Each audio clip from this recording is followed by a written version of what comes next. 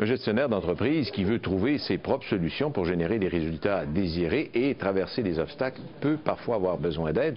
Il y a des professionnels qui ont reçu une formation spécifique pour intervenir dans ce genre de circonstances. Ce sont les fameux coachs dont on entend de plus en plus parler, pas seulement dans le monde des affaires, dans le monde du spectacle aussi.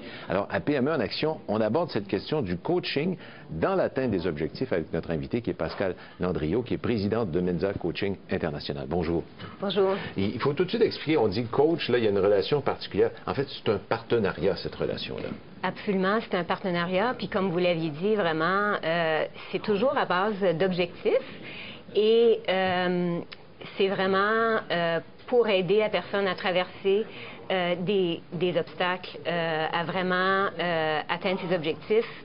Et ce qui est important là-dedans aussi, c'est l'engagement des deux parties et sur une période de temps. Donc, c'est quelque chose qui ne se fait pas forcément seulement en une rencontre, mais qui se fait sur une période de temps. Donc, l'engagement des deux parties, c'est très important aussi que l'objectif soit très clair, bien déterminé, mesurable. Et le coach peut jouer un rôle très important au niveau même de l'établissement de l'objectif. C'est pas la même chose qu'un mentor. Il y a une différence, je pense, entre les deux notions. Le mentor, lui, c'est quelqu'un qui a déjà travaillé dans le même milieu, qui a une certaine expérience, un modèle jusqu'à un certain point. Le coach, c'est pas tout à fait la même chose. C'est pas forcément une profession. Un mentor, c'est quelqu'un qui joue ce rôle-là pour quelqu'un, tandis que le coach, c'est une profession. Il y a un engagement qui est pris entre les deux personnes pour un objectif bien spécifique. Comment un dirigeant d'entreprise se rend compte qu'il a besoin d'être coaché? Ça, c'est une très bonne question, parce que souvent, les gens ont tendance à attendre que soit une situation ait atteint un certain niveau de conséquences élevées avant même de faire appel à un coach. Mais on peut faire appel à un coach même dans une situation neutre ou même une situation où on est dans une situation positive et on veut l'améliorer. Donc, c'est pas seulement quand on a des ennuis, des obstacles, on ne réussit pas à atteindre nos objectifs. Ça, c'est une bonne occasion pour demander de l'aide, mais c'est pas nécessairement ça. On peut le faire à l'avance pour tout simplement améliorer notre performance, finalement. Oui. Par exemple, quelqu'un qui entre dans un nouveau poste, on veut tout de suite lui donner tous les outils nécessaires pour qu'il puisse accélérer sa réussite. Réussir, oui, mais même en plus, il peut accélérer sa réussite avec un coach. C'est quoi les conditions pour que ça fonctionne bien? Vous avez dit que c'est un engagement à long terme, ça, c'en est une, mais il y a d'autres conditions aussi pour s'assurer que ça va fonctionner, ce coaching. Oui, mais il y avait l'objectif comme tel. Ça, c'est très important que l'objectif soit vraiment clair et qu'il soit aussi mesurable. Et donc, comment est-ce que la personne va savoir qu'elle a rencontré l'objectif? Donc, c'est bien d'établir ces choses-là. Qu'est-ce qui est important aussi, très, très important dans le succès d'un coaching, c'est la part active que le coaché, donc la personne ou le groupe qui est coaché, prend dans le coaching. Donc, le coach, c'est pas quelqu'un qui a une baguette magique qui peut faire bang et le résultat est atteint. C'est vraiment un travail et la part active que doit prendre le coaché là-dedans. Il y a des devoirs à faire. Il y a des devoirs à faire, absolument. Et du côté du coach aussi, ça prend vraiment une présence soutenue de la part du coach et vraiment de pouvoir créer l'espace pour le changement, pour que le changement puisse se créer de la part du coaché. Est-ce que ce coach-là, par exemple, va devoir venir s'établir au sein de l'entreprise, avoir son bureau, son local? Est-ce qu'il doit être présent presque tout le temps comme ça? Pas forcément.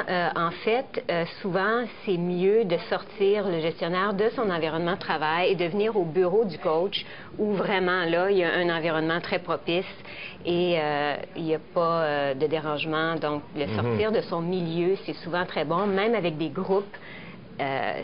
C'est toujours... Parce qu'on peut coacher aussi des groupes, évidemment, des groupes de direction. Donc, ça se fait au bureau du coach. Est-ce que c'est fréquent? Est-ce qu'on doit se voir fréquemment, faire le point fréquemment sur la démarche? Ça dépend, en fait, de l'objectif et puis du groupe ou de la personne qui est coachée. Mais en général, une fois par 15 jours, par 2 semaines sur une base régulière. Quand c'est avec des groupes, des fois, c'est une fois par mois. Alors, ça dépend aussi de ce qui est établi dans l'entente. Ça peut aussi être une fois par semaine si c'est quelque chose qui a besoin d'être accéléré. Et ça donne des résultats? Absolument. Vraiment, à chaque fois, c'est très C'est très très positif. aidant. Oui. Et vous en faites de plus en plus. C'est un concept qu'on ne connaissait pas beaucoup il y a un certain temps, bien que ça existe depuis longtemps quand même, mais c'est de plus en plus populaire, je crois. Oui, c'est rendu vraiment depuis, je dirais, un bon 5-6 ans. C'est une profession qui prend de plus en plus d'ampleur. Avant, plusieurs personnes jouaient ce rôle-là presque à l'intérieur de leur propre fonction et même encore maintenant, au niveau des managers, on leur apprend à être coach dans leur fonction. Mais la fonction, la profession comme telle prend de plus en plus d'ampleur. Alors, ça va vous tenir occupé pour un bon bout de temps encore, Mme Landriot. Absolument. Je vous remercie beaucoup de nous avoir expliqué ça aujourd'hui à Argent. On aura le plaisir de se reparler en 2015. Je vous souhaite de très bonnes fêtes. Parfait, à bientôt. merci beaucoup, vous. Vous restez avec nous. On poursuit dans un instant à PME en action.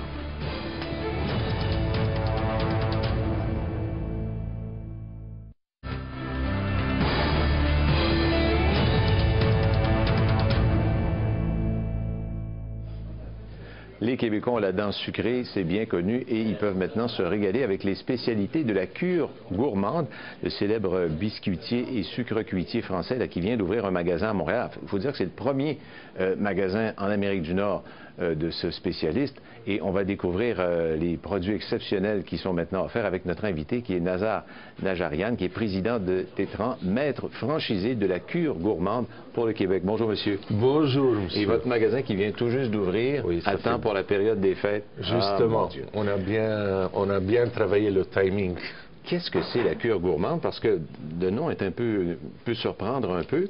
Et on connaît les produits des confisiers français qui sont excellents. Mais ça, c'est la région de la Provence, où il y a une tradition particulière. Expliquez-nous ça. Oui, en fait, c'est la région du sud-ouest de la France, le Languedoc-Roussillon. Et c'est parti à partir d'une petite ville qui s'appelle Ballaruc-les-Bains. En fait, en face de la place ou des bains thermales, les deux fondateurs de la cure gourmande ont ouvert leur première boutique juste en face. Alors, il fallait faire une cure thermale et puis sortir faire une cure gourmande. Je comprends l'idée. Oui, ça c'est l'idée. Et puis le concept s'est basé sur les traditions de la confiserie française, avec des recettes qui viennent de nos grands-mères pour reprendre un peu les goûts, les saveurs et les odeurs d'antan. On voit ici une vidéo qui a été préparée pour présenter les produits. C'est des produits qu'on ne connaît pas si bien que ça au Québec. J'ai fait une petite erreur. Tantôt, je parlais de la Provence parce que je sais qu'on fait les calissons, les fameux calissons d'Aix-en-Provence. Tout à fait. C'est pas exactement la même région, là, très spécifique, mais c'est pas très loin. Ça, je crois que cette ville-là que vous mentionnez, c'est dans le secteur de la ville de Sète. Là, Oui, c'est à côté de Sète, à côté de Montpellier, si vous voulez. C'est le sud-ouest, c'est le Languedoc-Roussillon. Alors donc, on fabrique ces produits. Ce sont des artisans français. Je pense qu'il y en a même qui ont le titre de maître artisan. C'est un grand titre en France, qui fabriquent tous ces produits-là. Ils sont faits là-bas et importés ici, c'est ça? À 100%, tout à fait. Tout est importé. Le concept, les produits, la façon de recevoir, le fait que c'est une tradition de la maison, qu'à chaque fois que vous rentriez dans une boutique de la cure gourmande, il faut goûter, et il faut goûter à tout. Ah oui? Oui, oui, bon, bien sûr. il faut goûter. Et comme on est maintenant à la veille des fêtes, j'invite tout le monde à passer nous voir à Place Montréal Trust, là où nous avons ouvert la première boutique. Et j'espère que ça va être une série de boutiques qui va s'ouvrir au Québec. Donc, on voit la fabrication de ces produits. Il y a une jeune porte-parole, je crois que c'est la fille d'un des fondateurs qu'on voit. C'est Margot. Margot, c'est comme ça qu'on l'appelle, et on la voit, je pense, sur les emballages. On a reproduit son image. Alors, toutes les spécialités, les nougats, on voyait tantôt, je ne sais pas si on a vu encore les calissons, mais il y a les fameuses olives au chocolat. Oui, en fait, ce n'est pas des olives. Ils ont la forme. Oui, ils ont la forme d'olive. C'est des amandes torréfiées qui sont couvertes de 2 couches de chocolat, chocolat noir et chocolat au lait, et décorées en forme d'olive. Les fameux caramels, tout ça. Déjà, on a l'eau à la bouche. Il y a combien d'employés qui travaillent à votre magasin? Ça a créé combien d'emplois? Nous avons créé 12 emplois. Et ça, c'est pour le premier magasin. J'espère que nous avons une chaîne qui va s'ouvrir, que ça va se développer encore plus. Parce que déjà, vous pensez à l'ouverture d'autres magasins? Ah oui, tout à fait. Au Québec, nous avons un plan d'avoir au moins 6 magasins. Dans quelle région ce serait?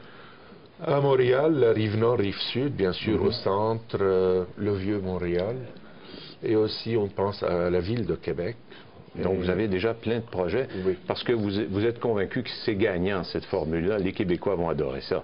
Ben, ils ont le bec sucré. Donc, Oui, on a le bec sucré au Québec et je pense que l'accueil des Québécois a été formidable ces derniers jours. Par contre, il y a beaucoup de concurrents. Il y a déjà beaucoup de maisons qui sont établies, mais peut-être pas dans ces spécialités-là. Hein? Pas du tout. On est très différents. Vraiment, ce que vous trouvez chez nous, c'est complètement différent de ce qu'on trouve sur le marché.